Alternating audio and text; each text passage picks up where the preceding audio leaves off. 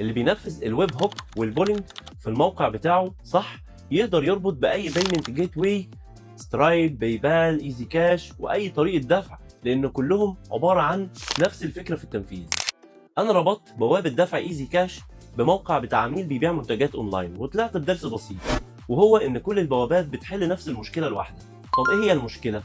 العميل بيدخل بيدوس ادفع، بيتحول اوتوماتيك لصفحه بوابه الدفع، وبعد ما بيدفع بيرجع. طيب السؤال اللي بيساله كل المبتدئين واللي بيوقفهم، طب هو الموقع بتاعي هيعرف منين ان العمليه دي اتدفعت او العميل ده دفع فعلا الفلوس دي؟ في طريقتين وما فيهمش تالت. واول طريقه هي البولينج، وهو ان السيرفر بيبدا يسال بوابه الدفع كل شويه، ده الدفع؟ بترد عليه البوابه تقول له لسه، ده الدفع؟ لسه. اكنك بتكلم مطعم وكل شويه تساله الاوردر بتاعي جاهز، يرد عليك ويقول لك لسه، وهكذا. طريقه البولينج بتشتغل بس في مشكلتين هيقابلوك، وهو ان لو العميل قفل الموبايل قبل ما الرساله ترجع له بتاكيد الدفع، هنا الدفع بتاعه هيكون ضعف الهواء. وتاني مشكله، لو دخل 100 عميل في نفس الوقت بيدفعوا، ممكن تخبط في الريت ليميت بتاع بوابه الدفع. وهنا يجي الحل الثاني، وهو الويب هوك.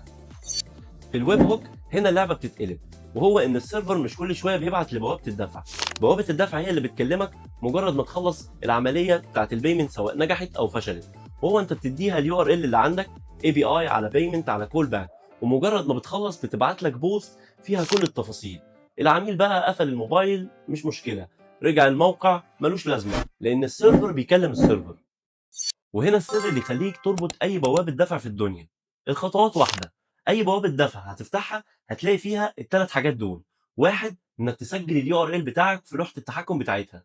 اتنين، بتستقبل البوست وتتشيك من السيجنتشر عشان الاند بوينت ده بيبقى مكشوف على الانترنت، واي حد يقدر يبعت رساله مزيفه ان الدفعه نجحت. من غير الخطوه دي اي حد يقدر يعمل تشيك اوت بالمنتجات من غير ما من غير ما يكون دفع اصلا.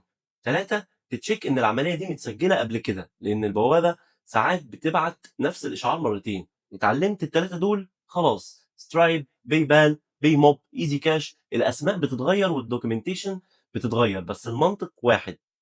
ونصيحه اخيره، ما توقفش البولينج او تلغي البولينج، تقدر تسيب له كرون جوب يقدر يراجع الاوردرات بتاعتك او الطلبات. لو في اشعار وقع منك، سيرفرك ممكن يوقع في وقت من الاوقات، فيبدا ان هو يراجع كل الاشعارات والاوردرات بتاعتك.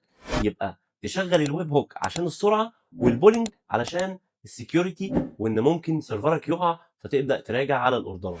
لو استفدت من الفيديو اعمل لنا فولو علشان تشوف كل جديد. ليرن كود اكاديمي، طريقك للانطلاق.